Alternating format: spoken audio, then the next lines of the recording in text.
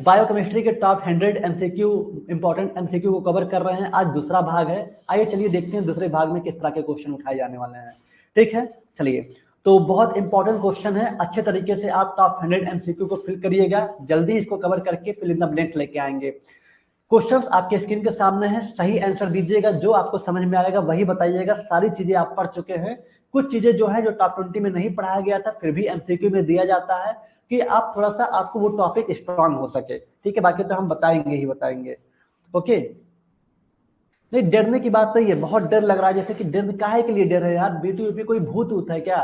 काहे के लिए डर रहे हैं? डरिए बिल्कुल मत, नहीं, जो होगा बहुत अच्छा होगा। ठीक है, पेपर आपका पहला जब फार्माकोलॉजी का दोपहर में पेपर देके आएंगे ना, आपको अच्छा फील होगा। बस तैयारी अच्छे से कर लीजिए। मिथिलेश सर ऑलरेडी इतना अच्छे से पढ़ा रहे हैं और भी गाइड कर देंगे। इन्वायरमेंटल का पेपर बहुत टफ नहीं, इजी होता है, वो भी आराम से निकल जाएगा। जितना पढ़ाती है सफिशियंट है। ठीक है, उसके बाद जो पेपर होगा मॉर्निंग में, वो थोड़ा सा आपको मेहनत करना होगा। उसके लिए आपको 9 बजे से पेपर जो हो रहा है 12 बजे तक, 11 बजे तक, आप 12-1 बजे तक घर पे आएंगे। पूरा दिन का टाइम है, दो आफ्टरनून का उसमें रिवीजन करेंगे नेक्स्ट पेपर का। रात का टाइम है, रात में रिवीजन करेंगे। दूसरे दिन मॉर्निंग में पेपर देने जाएंगे। तो ठीक है, एक बैलेंस है, कह सकते हैं कि हाँ, अगर आप थोड़ा बहुत पढ़े हैं पहले से तो आप उस समय रिवीजन कर करके सरसरी निगाह से देख के पेपर दे सकते हैं। कोई बहुत ज्यादा एकदम वो नहीं है। हाँ, दिक्कत उनके लिए है जिनका थोड़ा सा बैक पेपर है। बैक पेपर वालों के लिए ये है कि आप मॉर्निंग में अपना पेपर दीजिए और आफ्टरनून में बैक वाला पेपर दीजिए। फिर सुबह उठ के मॉर्निंग में अपना पेपर, अगर बैक लगा तो बैक दीजिए। ये थोड़ा सा प्रॉब्लम क्रिएट कर सकता है, बाकी चीजें सही है। हाँ, जिसका फार्मास्यूटिकल केमिस्ट्री में बैक लगा हुआ है फर्स्ट ईयर में, उनके लिए बल्ले बल्ले है, क्योंकि उसमें लंबा गैप मिल रहा है तो अच्छी खासी पढ़ाई हो सकती है। ठीक है, चलिए तो स्टार्ट करते हैं। और हाँ, बिल्कुल डर के आगे जीत है। तो एमसीक्यू की बात करते हैं। आइए मल्टीपल चॉइस क्वेश्चन को देखते हैं। क्वेश्चन क्या था आदर्श जी? क्वेश्चन नंबर क्या था कि आपका, एक मिनट, डिफाइन मिनरल्स क्लासिफाइड। अच्छा, मिनरल्स के बारे में कह रहे हैं कि सुटेबल एग्जांपल के साथ। आदर्श त्रिपाठी जी, तो बहुत इजी क्वेश्चन है। मिनरल्स क्या होते हैं इसी के बारे में आपको बताना था, तो इसको आप देखिएगा, बिल्कुल समझ में आ जाएगा। इसमें हम आपको एग्जांपल बताए थे माइक्रो मिनरल्स और माइक्रो मिनरल्स के बारे में। देखिएगा, नहीं होगा तो हम फिर से वन शॉट आखिर कराएंगे ही कराएंगे और इसमें रिवीजन करा देंगे। बेफिक्र रहिए, एकदम आराम से याद हो जाएगा। बहुत इजी टॉपिक है। ठीक, अभी हम फिलहाल मल्टीपल चॉइस क्वेश्चन देखते हैं जो बहुत ज्यादा इंपॉर्टेंट है। तो पहला क्वेश्चन आपके स्क्रीन के सामने ये रहा आज का। कल ऑलरेडी हम क्वेश्चन कराए थे। तो पहला क्वेश्चन है जो कि आपसे हम कई बार ये क्वेश्चन पूछे जा चुके हैं और बहुत इंपॉर्टेंट है। Example of essential amino acid, एक आवश्यक अमीनो एसिड का एग्जाम्पल क्या होगा? Valine, alanine, glycine, aspartic acid. Valine, alanine, glycine, aspartic acid. बताइए इसका करेक्ट आंसर क्या होगा? आराम से अपने मन से सोच के आंसर बताना है, किसी का कॉपी नहीं करना है, जो मन में आए वही बताना है। ठीक है, अगर आप पढ़े हुए हैं, आपको समझ में आ रहा है, वही दीजिएगा। नहीं पढ़े हैं तो आपके पास टाइम है, पढ़ लीजिएगा आगे। ठीक, बताइए example of essential amino acid. ये हम क्वेश्चन आपको न जाने कितनी बार करा चुके हैं, अगर आप हमारे साथ पढ़ते हुए आ रहे हैं। ठीक है, तो इसका करेक्ट आंसर क्या होगा? पहले का करेक्ट आंसर होगा भैया ए वाला। पहला ही क्वेश्चन आप गलत बता दिए, वैलिन। ठीक है, वैलिन होगा, एलेनिन नहीं होगा, वैलिन होता है।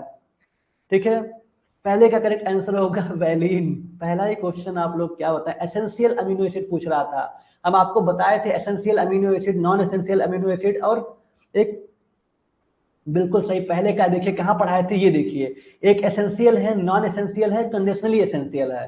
ठीक है, आप देखिए वैलिन सबसे लास्ट में वैलिन आ रहा है। ये वैलिन क्या है? एसेंशियल अमीनो एसिड है। और कहीं एलेनिन कहीं आ रहा है? एलेनिन यहाँ नहीं है, एलेनिन आपका नॉन एसेंशियल में आता है, ध्यान रखिएगा। एलेनिन आपका नॉन एसेंशियल में आता है, वैलिन आपका एसेंशियल में आता है।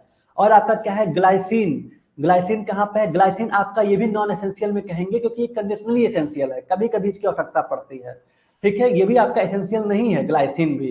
एंड आपका एस्पार्टिक एसिड, तो एस्पार्टिक एसिड आता है नॉन एसेंशियल में। याद रखिएगा, ये क्वेश्चन हम न जाने कितनी बार पूछे हैं, बहुत इंपॉर्टेंट है, इसको याद रखिएगा।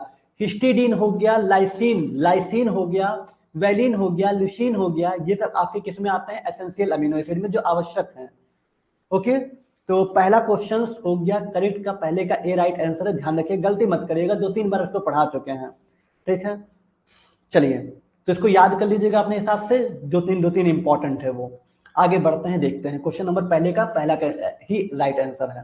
ठीक, दूसरा क्वेश्चन है primary structure of protein refer to. हाँ, ये आपको टॉप 20 में हम नहीं पढ़ा है, एक्सेप्ट करते हैं।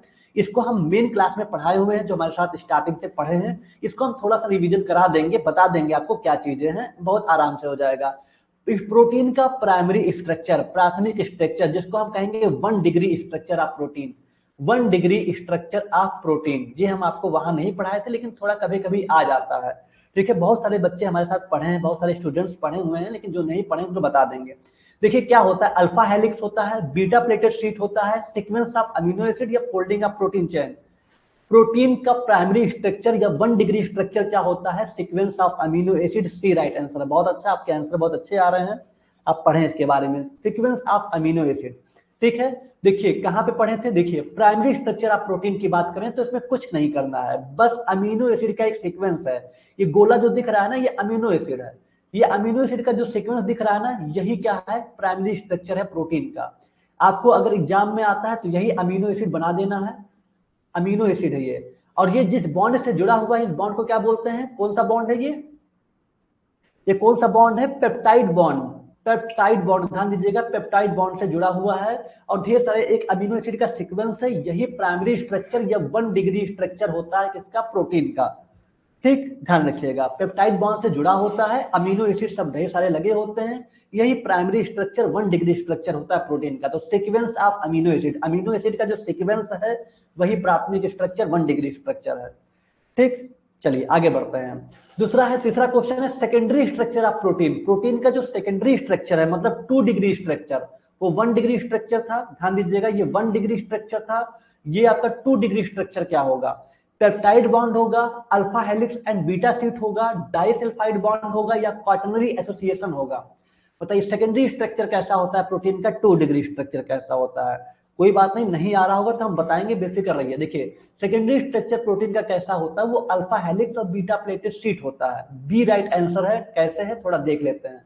देखिए सेकेंडरी स्ट्रक्चर की बात करें तो कुछ इस तरह से होता है, जूम करके अगर दिखाया जाए तो ये स्ट्रक्चर होता है, इसको अल्फा हेलिक्स कहते हैं। क्या कहते हैं, डीएनए की तरह, मुड़ी हुई सीढ़ी की तरह, देख सकते हैं, आरएनए की तरह स्ट्रक्चर है, ये अल्फा हेलिक्स इसको बोलते हैं, इसको अल्फा हेलिक्स बोलते हैं, मुड़ी हुई सीढ़ी की तरह है अल्फा हेलिक्स। या फिर बीटा प्लेटेड शीट, कुछ इस तरह से बीटा प्लेटेड शीट होते हैं, जैसे कागज को मोड़ देते हैं ना, ऐसे ऐसे, ये बीटा प्लेटेड शीट है। ठीक है, beta pleated sheet alpha helix कुछ इस तरह से होता है, जो कि एक हाइड्रोजन बॉन्ड से जुड़ा होता है, ध्यान रखिएगा, यही सेकेंडरी स्ट्रक्चर है प्रोटीन का। क्लियर, ध्यान रखिएगा, सेकेंडरी स्ट्रक्चर क्या है, अल्फा हेलिक्स और बीटा प्लेटेड शीट, यही स्ट्रक्चर होता है। क्लियर, यही स्ट्रक्चर को यहाँ थोड़ा जूम करके बनाया गया है। ओके, चलिए बहुत अच्छा, तो इसका करेक्ट आंसर याद रखिएगा, बीटा प्लेटेड शीट और अल्फा हेलिक्स ये सेकेंडरी स्ट्रक्चर होता है प्रोटीन का, ध्यान रखिएगा। तो बी राइट आंसर है तीसरे का। ओके, आगे बढ़ते हैं। कौन से बॉन्ड होते हैं, बॉन्ड पे भी फोकस करिएगा, हाइड्रोजन बॉन्ड। कौन से बॉन्ड होते हैं, हाइड्रोजन बॉन्ड। सेकेंडरी स्ट्रक्चर में कौन से बॉन्ड होते हैं, हाइड्रोजन बॉन्ड। प्राइमरी स्ट्रक्चर में कौन सा था, यहाँ पे ऐसी बात नहीं पेप्टाइड बॉन्ड नहीं, पेप्टाइड बॉन्ड भी है, लेकिन पेप्टाइड के साथ साथ हाइड्रोजन बॉन्ड भी है, वहां पे आपके पेप्टाइड बॉन्ड थे प्राइमरी में। ठीक है, ये चीज का ध्यान रखिएगा। अब बात करते हैं क्वेश्चन नंबर चौथा, क्वाटरनरी स्ट्रक्चर मतलब 4 degree. 4 degree structure is seen is protein having. 4 degree structure protein के चौथे डिग्री स्ट्रक्चर में, क्वाटरनरी मतलब चौथा स्ट्रक्चर, 4 डिग्री स्ट्रक्चर में क्या देखा गया, आपके पास क्या है।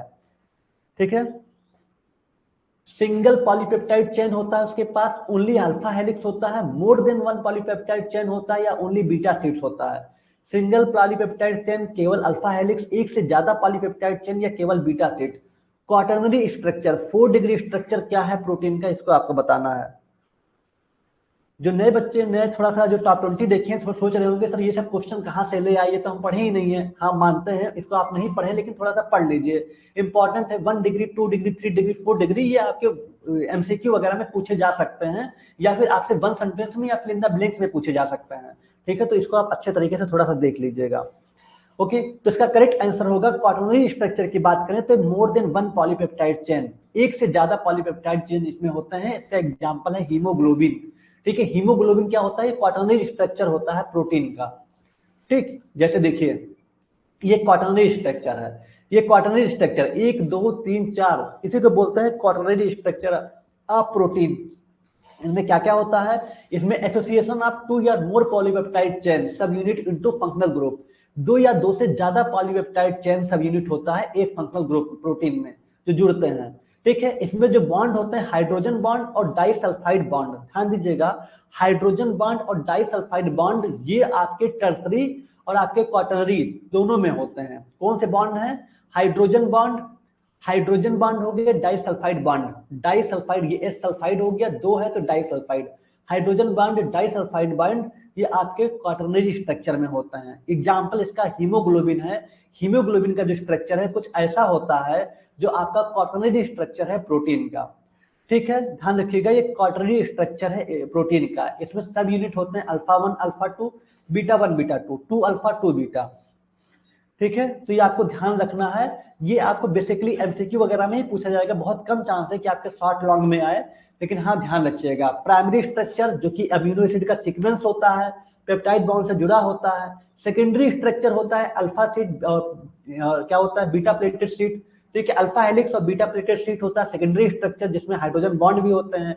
टर्सरी स्ट्रक्चर कैसा होता है थोड़ा सा उसके बारे में देख लें, तो यहाँ पे आप आराम से समझ सकते हैं, जूम करके अगर दिखाएं आपको, ये आपका प्राइमरी स्ट्रक्चर है। ये आपका अल्फा हेलिक्स बीटा सीट ये आपका क्या है, सेकेंडरी स्ट्रक्चर है। ये आपका टर्सरी स्ट्रक्चर है। टर्सरी स्ट्रक्चर भी हाइड्रोजन बॉन्ड और डाइसल्फाइड बॉन्ड से जुड़े होते हैं। एंड क्वाटरनरी भी हाइड्रोजन बॉन्ड और डाइसल्फाइड बॉन्ड से जुड़े होते हैं।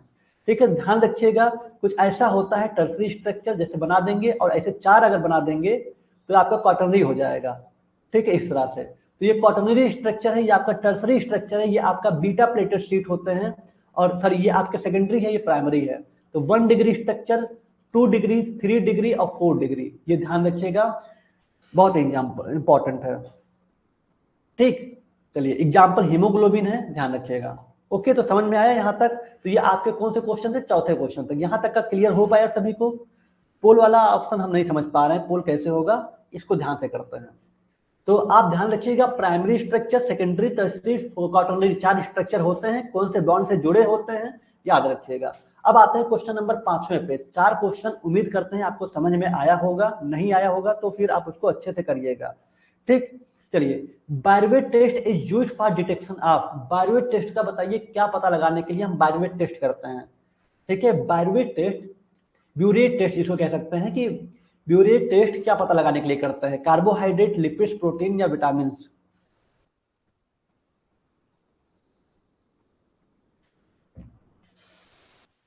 कार्बोहाइड्रेट, लिपिड, प्रोटीन या विटामिन, 5वें का करेक्ट आंसर क्या होगा? हाँ, कुछ लोग ए बता रहे हैं कार्बोहाइड्रेट, कुछ लोग बता रहे हैं प्रोटीन। तो करेक्ट आंसर यहाँ पे सी वाला होगा, प्यूरिटीन। ध्यान दीजिएगा, प्रोटीन होगा। बायरवेट टेस्ट हम करते हैं प्रोटीन का पता लगाने के लिए, तो सी राइट आंसर है, ध्यान रखिएगा। ओके, तो जो खाली क्वालिटेटिव टेस्ट आपको पढ़ाया गया है ना, वो नाम खाली पढ़ लीजिएगा, वहां से भी एमसीक्यू बन सकता है। ठीक है, कोई भी पूछ देगा आपसे, हम खाली बायरवेट टेस्ट बताए, ऐसे बहुत सारे टेस्ट हैं जो होते हैं, इसके जगह पे वो दे देगा। तो आप जरूर देख लीजिएगा जो नाम आपको क्वालिटेटिव टेस्ट में पढ़ाया गया है। ठीक, देखिए बायरवेट टेस्ट आपको पढ़ाए थे, क्वालिटेटिव टेस्ट था प्रोटीन में। इसमें पेप्टाइड बॉन्ड का पता लगाने के लिए इसको करते हैं। सिंपल है, बायरवेट रिएजेंट को मिलाएंगे, कॉपर सल्फेट और सोडियम हाइड्रोक्साइड को अपने सैंपल के साथ। उसके बाद वायलेट या पर्पल कलर अगर दिख जाएगा, वायलेट या पर्पल कलर अगर दिख जाएगा तो इसका मतलब उसमें हमारे पदार्थ में प्रोटीन है। नहीं दिखेगा, ब्लू कलर आ जाएगा तो प्रोटीन नहीं है। तो इसको बहुत अच्छे से बताए गए थे, एक बार देखिएगा, समझ में आ जाएगा। यहाँ प्रोटीन का पता लगाने के लिए करते हैं, अगर हमारे सैंपल में प्रोटीन है कि नहीं है, उसके साथ हम बायरवेट रिएजेंट डालेंगे, कॉपर सल्फेट और सोडियम हाइड्रोक्साइड। जैसे ही डालेंगे देखिए, अगर प्रोटीन होगा तो वायलेट या पर्पल कलर दे देगा। ठीक है, जिससे हमें पता चल जाएगा कि प्रोटीन होता है। तो ये सी राइट आंसर है, ध्यान दीजिएगा, 5वें वाला। ठीक है, तो ये आपको अच्छे से फोकस कर लेना। 5 क्वेश्चन बहुत इंपॉर्टेंट थे। अब आगे बढ़ते हैं और आगे 5 से लेकर के 10 तक का सफर देखते हैं कितना होगा। ठीक है, चलिए क्वेश्चन नंबर 6वां क्या होगा, बेसिक क्वेश्चन, ये तो आपके एग्जाम में आ जाता है, कई बार पूछा गया है। Kwashiorkor is caused due to deficiency. आप ये तो आप फर्स्ट ईयर से पढ़ते आ रहे हैं, सोशल फार्मेसी से पढ़ते हुए आप इसको आ रहे हैं, तो ये तो नहीं गलत होना चाहिए किसी का। ठीक है, क्वासरकोर बताइए किसकी कमी के कारण होता है? कार्बोहाइड्रेट की कमी की वजह से होता है, विटामिन की कमी से, या फैट्स की कमी से, या प्रोटीन की कमी से? क्वासरकोर किसकी कमी की वजह से होता है? कार्बोहाइड्रेट, विटामिन, फैट या प्रोटीन? बहुत अच्छा, वेरी गुड। उम्मीद यही रखे थे कि सभी का आंसर सही जाएगा, लेकिन फिर भी किसी ने बी बताया है। अब देखिए पहले वो भैया कौन है जिसने बी बताया है, एक मिनट। संतोष जी ए बता रहे हैं। भैया कासरकोर, पहले आप इसको प्रोटीन की डिफिशियंसी डिजीज के बारे में एक बार पढ़ लीजिएगा। ठीक है, ये गलती मत करिए, कम से कम बेसिक क्वेश्चन है। आप इसको टॉप 20 के क्वेश्चन को, जो डिफिशियंसी वाला हम पढ़ाए, प्रोटीन वाला क्वेश्चन था, उसको देखिएगा। प्रोटीन की कमी से होने वाले रोग बहुत अच्छे से डिस्कस किए, दो ही बीमारी बताए थे, क्वाशरकोर और मेरास्मस, दोनों को देख लीजिएगा। प्रोटीन डी राइट आंसर होगा, कार्बोहाइड्रेट या विटामिन मत लगा के आइएगा, ठीक है। यहाँ पे डी राइट आंसर है, कार्बोहाइड्रेट गलत हो जाएगा, डी राइट आंसर है प्रोटीन छांटने का, ठीक है। चलिए, क्वेश्चन नंबर 7 है कि marasmus is a disease caused by deficiency of. Marasmus बताइए किसकी डिफिशियंसी के कारण होता है। मिरास्मस सिर्फ प्रोटीन की डिफिशियंसी की वजह से होता है, सिर्फ विटामिन की डिफिशियंसी, विटामिन की कमी की वजह से होता है, टोटल कैलोरी और प्रोटीन दोनों की कमी की वजह से होता है, या मिनरल ओनली, सिर्फ मिनरल की वजह से होता है। बताइए करेक्ट आंसर क्या होगा। Marasmus is a disease caused by deficiency of. बहुत अच्छा, वेरी गुड, करेक्ट आंसर यहाँ पे सी वाला है, इसको भी उसी में कवर कराए थे। ये कैलोरी और प्रोटीन दोनों की वजह से होता है, टोटल कैलोरी और प्रोटीन दोनों की कमी की वजह से होता है ये मिरास्मस। ओके, ध्यान रखिएगा। तो क्वाशरकोर और मिरास्मस इंपॉर्टेंट है, ये मल न्यूट्रिशन ऑफ प्रोटीन की कमी की वजह से जो डिजीज होता है वो उसके नाम यहाँ पे है, तो दोनों को इजी है, देख लीजिएगा, ठीक। चलिए, क्वेश्चन नंबर 8 आपके सामने है कि which organelle is known as the power house of the cell. ये तो आपके पीवाईक्यू का क्वेश्चन है, शायद आया हुआ था। कौन सा कोशिका अंगक है जिसे कोशिका का विद्युत घड़ा कहा जाता है, ये तो बचपन से पढ़ते हुए आ रहे हैं। Power house of the cell किसे कहा जाता है। लाइसोसोम को, राइबोसोम को, न्यूक्लियस को, कि माइटोकॉन्ड्रिया को। लाइसोसोम, राइबोसोम, न्यूक्लियस की माइटोकॉन्ड्रिया, कौन से ऑर्गेनल्स को, कौन से कोशिका अंगक को power house of the cell कहते हैं। चलिए, बहुत अच्छा, वेरी गुड, इसका करेक्ट आंसर माइटोकॉन्ड्रिया है, ध्यान रखिएगा, ए राइट आंसर है 8वें का, ठीक। चलिए, मूव करते हैं अपने क्वेश्चन नंबर 9 पे, देखते हैं 9वां क्वेश्चन क्या कह रहा है। The main function of mitochondria. Mitochondria का मेन कार्य क्या है, माइटोकॉन्ड्रिया का मेन फंक्शन क्या है। प्रोटीन का निर्माण करना, प्रोटीन सिंथेसिस, लिपिड का डाइजेस्ट करना, एटीपी का प्रोडक्शन करना, या सेल डिवीजन, कोशिका विभाजन करना। माइटोकॉन्ड्रिया का मेन फंक्शन क्या है, बताइए। माइटोकॉन्ड्रिया का मेन फंक्शन क्या है। बहुत अच्छा, very good, ATP production, adenosine triphosphate का प्रोडक्शन, ऊर्जा प्रोड्यूस करना, ठीक है। तो करेक्ट आंसर यहाँ पे सी है। बहुत अच्छा, वेरी गुड। चलिए, क्वेश्चन नंबर 10 की बात कर ले तो माइटोकॉन्ड्रिया आज मेनली इन्वॉल्व इन। हाँ, ये क्वेश्चन बहुत अच्छा है। माइटोकॉन्ड्रिया मुख्य रूप से शामिल होता है glycolysis, protein synthesis, DNA replication, oxidative phosphorylation. Mitochondria मुख्य रूप से शामिल होता है, इसको हम पढ़ाए हुए थे चैप्टर नंबर 8 में, जल्दी ही तो पढ़ाए थे आपको, कि ग्लाइकोलिसिस में होता है, या प्रोटीन के निर्माण में होता है, या डीएनए रेप्लिकेशन में होता है, या ऑक्सीडेटिव फास्फोराइलेशन में होता है। तो करेक्ट आंसर क्या होगा। कुछ लोग ए बता रहे हैं, कुछ लोग बी बता रहे हैं, कुछ लोग डी बता रहे हैं। थोड़ा सा अगर आप याद करेंगे, थोड़ा सा अगर आपको हिंट दिए तो हम आपको क्या बताए थे, कुछ ऐसे माइटोकॉन्ड्रिया का स्ट्रक्चर बनाए थे और आपसे कहे थे एक साइकिल, एक पाथवे पढ़ाए थे आपको, ठीक है, जहां पे हम बताए थे कि माइटोकॉन्ड्रिया के इनर मेम्ब्रेन यहाँ पे वो होता है। याद आया कुछ, 1 कॉम्प्लेक्स, प्रोटीन के कॉम्प्लेक्स होते हैं, 2 हो गए, 3 हो गए एंड 4 हो गए, ठीक है। बीच में 2 एंजाइम काम करते हैं, साइटोक्रोम सी, याद आया, जिसका नाम था इलेक्ट्रॉन ट्रांसपोर्ट चेन, ठीक है। इलेक्ट्रॉन ट्रांसपोर्ट चेन में आपको बताए थे कि जो आपका 5वां वाला था, जहां से एटीपी का फॉर्मेशन हो रहा था, उसको बोलते हैं ऑक्सीडेटिव फास्फोराइलेशन, जो माइटोकॉन्ड्रिया के इनर मेम्ब्रेन में होता है। तो डी राइट आंसर है, थोड़ा सा ध्यान से देखिएगा, बहुत इंपॉर्टेंट था, उसको पढ़ाए हैं हम इलेक्ट्रॉन ट्रांसपोर्ट चेन में। इलेक्ट्रॉन ट्रांसपोर्ट चेन में ढेर सारा एटीपी जो मिल रहा है, लेकिन जो एटीपी प्रोड्यूस हो रहा है उस प्रक्रिया को बोलते हैं ऑक्सीडेटिव फास्फोराइलेशन। तो 10वें का करेक्ट आंसर डी वाला है, ठीक है। तो जरूर देखिएगा, बहुत इंपॉर्टेंट है, बहुत अच्छा क्वेश्चन है, डायग्राम जरूर बना के आइएगा अगर एग्जाम में आएगा तो, ठीक। चलिए, यही क्वेश्चन को थोड़ा सा मॉडिफाई करके फिर से पूछा गया है। हाँ, electron transport chain is a series of protein complex, इसको आप पढ़े ही चुके थे, जो कि इनर माइटोकॉन्ड्रियल मेम्ब्रेन में होता है, जहां पे इलेक्ट्रॉन का ट्रांसफर होता है और ढेर सारा एटीपी मिलता है, किसके थ्रू, ऑक्सीडेटिव फास्फोराइलेशन के थ्रू, ठीक है। ये माइटोकॉन्ड्रिया के इनर मेम्ब्रेन में होता है और ये आखिरी स्टेप होता है सेलुलर रेस्पिरेशन का। पहला ग्लाइकोलिसिस, दूसरा क्रेब साइकिल, तीसरा इलेक्ट्रॉन ट्रांसपोर्ट चेन, जो कि आखिरी स्टेप होता है, ठीक, ध्यान रखिएगा। क्वेश्चन नंबर 11 है कि ATP is formed in mitochondria by, वही क्वेश्चन लेकिन थोड़ा सा घुमा करके पूछा है कि बताइए जो एटीपी फॉर्म होता है माइटोकॉन्ड्रिया में किसके द्वारा होता है। अब जो पढ़ा है वही बता पाएगा, जो नहीं पढ़ा है वो कंफ्यूज हो जाएगा। एडिनोसिन ट्राइफॉस्फेट माइटोकॉन्ड्रिया में जो फॉर्म होता है वो फोटोसिंथेसिस के द्वारा होता है, फर्मेंटेशन के द्वारा होता है, ऑक्सीडेटिव फास्फोरिलेशन के द्वारा होता है या हाइड्रोलिसिस के द्वारा होता है? ठीक है, बताइए करेक्ट आंसर क्या होगा?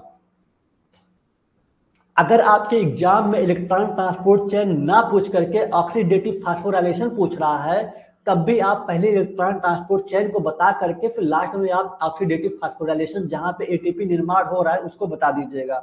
ये ना हो कि आप इसको छोड़ के चले जाइएगा। बहुत अच्छा क्वेश्चन है। ठीक है, तो एटीपी जो फॉर्म हो रहा है माइटोकॉन्ड्रिया के इनर मेम्ब्रेन में, वो उसको बोलते हैं ऑक्सीडेटिव फास्फोराइलेशन। वो प्रक्रिया ही कहलाता है ऑक्सीडेटिव फास्फोराइलेशन। ठीक है, ध्यान रखिएगा। तो सी राइट आंसर है ग्राहक का। चलिए बहुत अच्छा, वेरी गुड। उम्मीद करते हैं गलत नहीं करेंगे आप। क्वेश्चन नंबर 12 देखते हैं। 12 क्या कह रहा है? Ribosome are responsible for. Ribosome जो कि एक कोशिका अंगक, ठीक है, सेल ऑर्गेनल्स होता है राइबोसोम। तो राइबोसोम किसके लिए रिस्पॉन्सिबल होता है? राइबोसोम की जिम्मेदारी क्या है? इसका क्या काम है? लिपिड के सिंथेसिस के लिए, प्रोटीन के सिंथेसिस के लिए, एनर्जी प्रोडक्शन के लिए, वेस्ट रिमूवल के लिए। राइबोसोम रिस्पॉन्सिबल होता है लिपिड के निर्माण के लिए, प्रोटीन के निर्माण के लिए, एनर्जी का उत्पादन के लिए, या वेस्ट को रिमूव करने के लिए। हमारे बॉडी के जो गंदगी वेस्ट होते हैं उनको रिमूव करने के लिए। बताइए करेक्ट आंसर क्या होगा क्वेश्चन नंबर 12 का? बहुत अच्छा, वेरी गुड। ध्यान रखिएगा, राइबोसोम को प्रोटीन बनाने वाली फैक्ट्री कहा जाता है। ठीक है, ध्यान दीजिए, बिल्कुल सही, फैक्ट्री।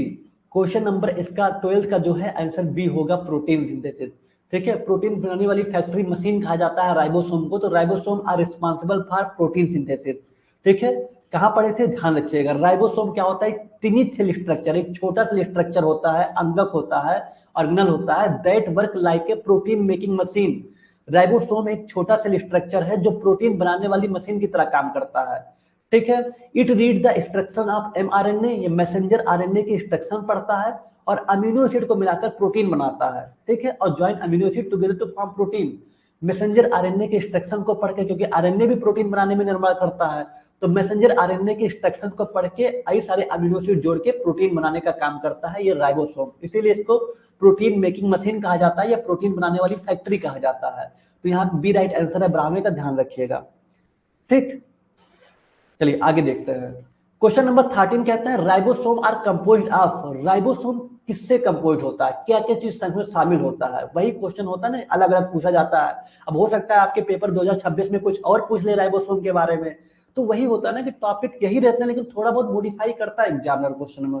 अब दो क्वेश्चन दो तरह से है। राइबोसोम कंपोज होता है प्रोटीन और आरएनए में, डीएनए एंड लिपिड में, आरएनए ओनली में, कार्बोहाइड्रेट में। अगर हमारा कॉन्सेप्ट क्लियर है कि ये प्रोटीन बनाने वाली मशीन है, तो कितना भी क्वेश्चन आ जाए, कैसा भी आ जाए, हमें समझ में आ जाता है।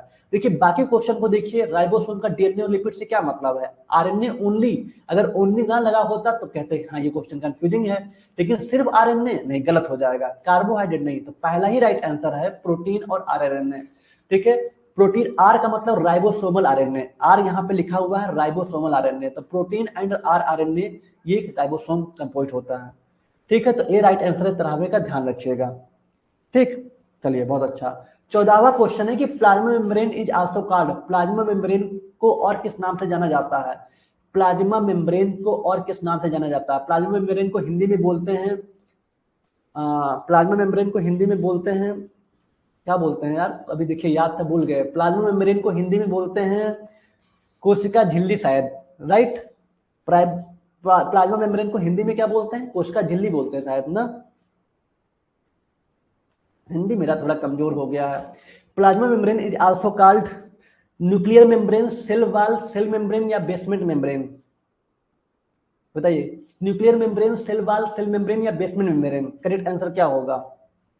प्लाज्मा मेम्ब्रेन को हम बोलते हैं सेल मेम्ब्रेन। ध्यान दीजिएगा, सी राइट आंसर है। कोशिका झिल्ली, कोशिका झिल्ली बोला जाता है। 14वें का सी राइट आंसर है। ओके, चलिए बहुत अच्छा, बहुत इंपॉर्टेंट क्वेश्चन है, इससे भी 2 क्वेश्चन उठाए जा सकते हैं, ध्यान रखिएगा।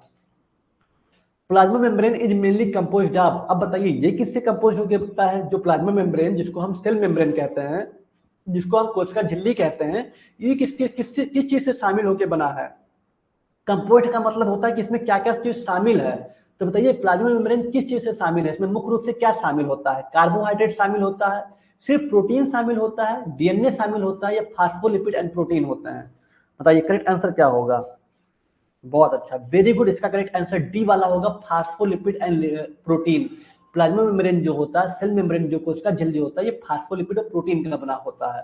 ठीक है, तो 15वें का डी राइट आंसर होगा, ध्यान दीजिएगा। प्लाज्मा मेम्ब्रेन को हम सेल मेम्ब्रेन कहते हैं।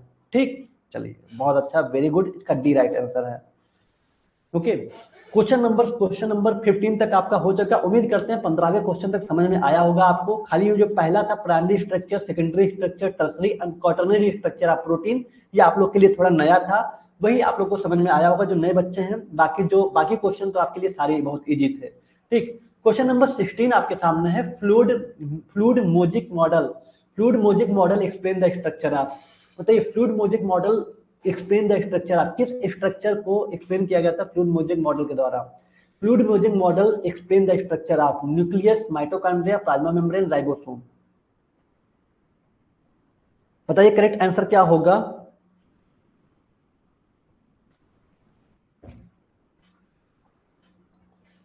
Fluid mosaic model explain the structure of, जो फ्लूइड मोजिक मॉडल है बताइए ये किस स्ट्रक्चर को एक्सप्लेन करता है? बिल्कुल सही, सेल मेम्ब्रेन को, प्लाज्मा मेम्ब्रेन को। ठीक है, प्लाज्मा मेम्ब्रेन को एक्सप्लेन करता है फ्लूइड मोजिक मॉडल। कहां पे पढ़े थे, ध्यान रखिएगा। फ्लूइड मोजिक मॉडल जो होता है was initially proposed by Singer and Nicolson, ध्यान रखिएगा, सिंगर एंड निकोलसन।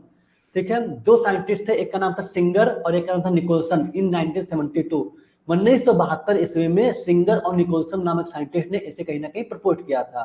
ठीक है, explain the organization and structure of the plasma membrane. Structure, plasma membrane का स्ट्रक्चर, उसका जो ऑर्गेनाइजेशन बनावट है, उसको कौन दिया था? निकोलसन एंड सिंगर ने दिया था। फ्लूइड मोजिक मॉडल इसे कहा जाता है। ठीक है, कुछ इस तरह का स्ट्रक्चर होता है प्लाज्मा मेम्ब्रेन का, सेल मेम्ब्रेन का। ओके, तो ध्यान रखिएगा, सिंगर एंड निकोलसन ने दिया था, जी राइट आंसर है। हाँ बिल्कुल, देखो अहमद जी कह रहे हैं 12th से याद है, 12th वाली चीजें है भी ये 12th में आप पढ़े होंगे इसको अच्छे से। चलिए, क्वेश्चन नंबर 17 कह रहे हैं कि biochemical organization refer to, biochemical organization refer to, बताइए बायोकेमिकल जो ऑर्गेनाइजेशन है ये क्या रिफर कर रहा है? अरेंजमेंट ऑफ ऑर्गन्स, ऑर्गन का arrangement, chemical composition of living cell, जीवित कोशिकाओं का रासायनिक संगठन, ठीक है, या फिर फिजिकल स्ट्रक्चर ऑफ टिश्यू, ऊतक का एक फिजिकल स्ट्रक्चर, ठीक है, या फिर क्लासिफिकेशन ऑफ डिजीज का क्लासिफिकेशन। बायोकेमिकल जो ऑर्गेनाइजेशन होता है, जैव रासायनिक संगठन, इसको हिंदी में बोलते हैं जैव रासायनिक संगठन। ठीक है, जिसकी थोड़ा सा इंग्लिश कमजोर होगा, पेपर परेशान मत होइए, पेपर हिंदी इंग्लिश दोनों लैंग्वेज में आता है। ठीक है, तो एक बार इंग्लिश वाला देखिएगा, फिर आप हिंदी वाला भी देख लीजिएगा, ज्यादा क्लियर हो जाएगा। लेकिन हिंदी वाले मिस्टेक बहुत होता है, बीटीयूपी के पेपर में आप देखिएगा हिंदी वाला मिस्टेक बहुत होता है। तो अगर मिस्टेक आपको लग रहा है तो जरूर इंग्लिश वाला देखिएगा, इंग्लिश वाला सही रहता है। अब बीटीयूपी इस बात को बोलता भी है कि अगर मान लीजिए हिंदी में गलत होता है तो आप इंग्लिश वाला मैच करिए, इंग्लिश वाला मैच सही माना जाएगा। हिंदी वाला गलत कभी हो जाता है तो इंग्लिश वाले को देखिए। ठीक है, तो biochemical organization refer to chemical composition of living cell, B right answer, ध्यान दीजिएगा। जीवित कोशिकाओं का एक केमिकल कंपोजिशन होता है जैव रासायनिक संगठन। ठीक, तो 17 का बी राइट आंसर है, ध्यान रखिएगा। क्वेश्चन नंबर 18 है कि मेजर बायोमॉलिक्यूल्स इन सेल इंक्लूड, मेजर बायोमॉलिक्यूल्स, बताइए बायोमॉलिक्यूल्स, जैव अणु जिसे कहते हैं हिंदी में शायद जैव अणु कहते हैं। ठीक है, तो जो एक मेजर जैव अणु है कोशिका में, उसमें क्या शामिल होता है? सिर्फ विटामिन होता है, सिर्फ हार्मोन, क्वेश्चन हम करा चुके हैं आपको पहले भी, सिर्फ विटामिन, सिर्फ हार्मोन, सिर्फ मिनरल्स, या protein, carbohydrate, lipid and nucleic acid? Correct answer क्या होगा? बिल्कुल सही, करेक्ट आंसर हमारा डी वाला है। बहुत इंपॉर्टेंट क्वेश्चन है, बायोमॉलिक्यूल से क्वेश्चन आया था, आरजीबीबी में आया था। ठीक है, यही क्वेश्चन आया था 2025 में, पिछले साल ही पेपर में आया हुआ था, ध्यान रखिएगा। बायोमॉलिक्यूल से रिलेटेड क्वेश्चन यूपी में भी उठाया जा सकता है। चलिए, ये एमपी में आया था, मध्य प्रदेश में। ठीक, चलिए, तो 18 का डी राइट आंसर है, ध्यान रखिएगा। क्वेश्चन नंबर 19 है कि fatty acid are classified chemically into, fatty acid को क्लासिफाइड किया गया है केमिकली, बताइए किस किस में? फैटी एसिड को है क्लासिफाइड किया गया है, इसके वर्गीकरण आपको पढ़ाए थे, बताइए इसको क्लासिफाइड किया गया है केमिकली सिंपल एंड कॉम्प्लेक्स में, सैचुरेटेड एंड अनसैचुरेटेड में, एसेंशियल एंड नॉन एसेंशियल में, या नेचुरल एंड पोलर में? सोच समझ के आंसर दीजिएगा, जल्दीबाजी मत करिएगा। फैटी एसिड को क्लासिफाइड किया गया है simple and complex, saturated and unsaturated, essential and non essential, natural and polar, sorry neutral and polar. Correct answer क्या होगा इसका? फैटी एसिड को क्लासिफाइड किया गया है, जी हाँ, करेक्ट आंसर आप लोग सही जा रहे हैं, करेक्ट आंसर इसका बी वाला ही है। ठीक है, saturated and unsaturated, fatty acid को क्लासिफाइड किया गया सैचुरेटेड और अनसैचुरेटेड में, सिंगल एंड डबल बॉन्ड, या फिर डबल बॉन्ड से ज्यादा बॉन्ड।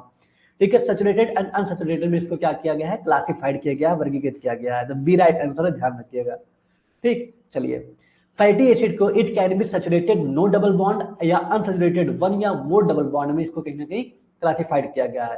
फैटी एसिड जो होता है लिपिड का ही छोटे छोटे खंड से मिलकर बने होते हैं, are important for energy storage and cell membrane structure. ठीक है, एनर्जी स्टोरेज के लिए, सेल मेम्ब्रेन स्ट्रक्चर के लिए बहुत इंपॉर्टेंट होते हैं। सैचुरेटेड फैटी एसिड और अनसैचुरेटेड, पैल्मिटिक एसिड एग्जांपल है सैचुरेटेड का, अनसैचुरेटेड का एग्जांपल है ओलेइक एसिड। थोड़ा ध्यान रखिएगा, आता है एग्जाम में। तो यहाँ बी राइट आंसर है 19 का, ध्यान रखिएगा। ठीक, चलिए। 20 क्वेश्चन आपके सामने है कि सैचुरेटेड फैटी एसिड कंटेन, बताइए सैचुरेटेड फैटी एसिड में क्या शामिल होता है। हालांकि बहुत बेसिक क्वेश्चन है, लेकिन पता नहीं क्यों इसको भी गलती कर देते हैं बहुत सारे लोग। Saturated fatty acid contain one double bond, two double bond, no double bond, triple bond. बताइए सैचुरेटेड फैटी एसिड में क्या शामिल होता है, one double bond, two double bond, no double bond या ट्रिपल बॉन्ड। करेक्ट आंसर क्या होगा, saturated fatty acid में क्या शामिल होता है, one double bond, two double bond, no double bond या ट्रिपल बॉन्ड। बहुत अच्छा, वेरी गुड। कुछ लोग ए बता रहे हैं, one double bond, two double bond, no double bond या ट्रिपल बॉन्ड। देखिए बहुत अच्छा क्वेश्चन है, कहने की बहुत बेसिक क्वेश्चन है। आपको पता भी है सैचुरेटेड मतलब सिंगल बॉन्ड, लेकिन फिर भी पता नहीं क्यों गलत करते हैं आप लोग। ठीक है, इसका करेक्ट आंसर भैया होगा सी वाला, नो डबल बॉन्ड। क्यों आप लोग ए बता रहे हैं, वन डबल बॉन्ड अगर हो ही जाएगा तो वो सैचुरेटेड कैसे होगा। अगर डबल या डबल बॉन्ड से ज्यादा बॉन्ड हो रहा है, ट्रिपल बॉन्ड हो रहा है, तो वो आपका अनसैचुरेटेड हो जाएगा। नो डबल बॉन्ड, कोई डबल बॉन्ड होगा ही नहीं, सैचुरेटेड का मतलब सिंगल बॉन्ड। ठीक है, सी राइट आंसर होगा। इतना बेसिक क्वेश्चन गलत करेंगे तो बताइए क्या होगा। ठीक है, ए वाला कैसे होगा, वन डबल बॉन्ड अगर उसमें आ ही जा रहा है तो बताइए आपका सैचुरेटेड कहाँ रहा, वो तो आपका अनसैचुरेटेड हो जाएगा ना। ये आपका सी राइट आंसर है। तो क्वेश्चन को पहले देखिएगा, पहले समझिए, उसके बाद आंसर दीजिए। 60 का सी राइट आंसर है, बहुत बेसिक क्वेश्चन था ये। ठीक, चलिए। पहला क्वेश्चन आप लोग गलत बताए और लास्ट वाला गलत बताया, जो 20वां वाला था। रिवीजन करिएगा थोड़ा सा, क्वेश्चन को एक बार पढ़िए अच्छे से, तब आंसर दिया करिए। ठीक है, चलिए कोई बात नहीं, कितने भी सही, बहुत बेसिक बेसिक क्वेश्चन थे। और मेहनत करिए अच्छे तरीके से, सारी चीजें सही जाएंगी, कोई बात नहीं। ठीक है, चलिए बेसिक क्वेश्चन। तो मिलते हैं फिर नेक्स्ट क्लास में, और हो सकता है स्वाति सजवानी में उनकी क्लास चले, मिश्रेश सर की क्लास होगी। और अच्छे से फोकस करिए, कोलॉजी का पहला पेपर है, और कोलॉजी को बहुत फोकस करिए। दोपहर में पेपर होगा, पहला पेपर होगा, वो अच्छे से निकल जाएगा तो बहुत बेटर होगा। ठीक है, बाकी कोलॉजी के साथ साथ 50% आप फार्माकोथेरेपेटिक्स को भी कवर कर लीजिए। कोलॉजी के साथ साथ 50% फार्माकोथेरेपेटिक्स भी कवर कर लीजिए, आपके लिए बहुत आसान रहेगा, वरदान रहेगा आपके लिए। क्यों, क्योंकि पेपर लगातार हो रहे हैं, और एक कोलॉजी के बाद एक ही ऐसा पेपर हमें लग रहा है। बायोकेमिस्ट्री तो फिर भी हम आपको करा देंगे, आसान है, ठीक है, हो जाएगा। लेकिन जो फार्माकोथेरेपेटिक्स है वो थोड़ा प्रॉब्लम क्रिएट करेगा। तो कोलॉजी और थेरेपेटिक्स दोनों को अच्छे से, थेरेपेटिक्स आप 50%, कोलॉजी आपको 100% करके जाना है। इन्वायरमेंटल तो हो जाएगा, कोई बात नहीं। बाकी जो बीच में कम्युनिटी पढ़ रहा है वो तो आप बस सरसरी निगाह से देख करके पास हो सकते हैं, थोड़ा बहुत मेहनत करके बस। ठीक है, चलिए।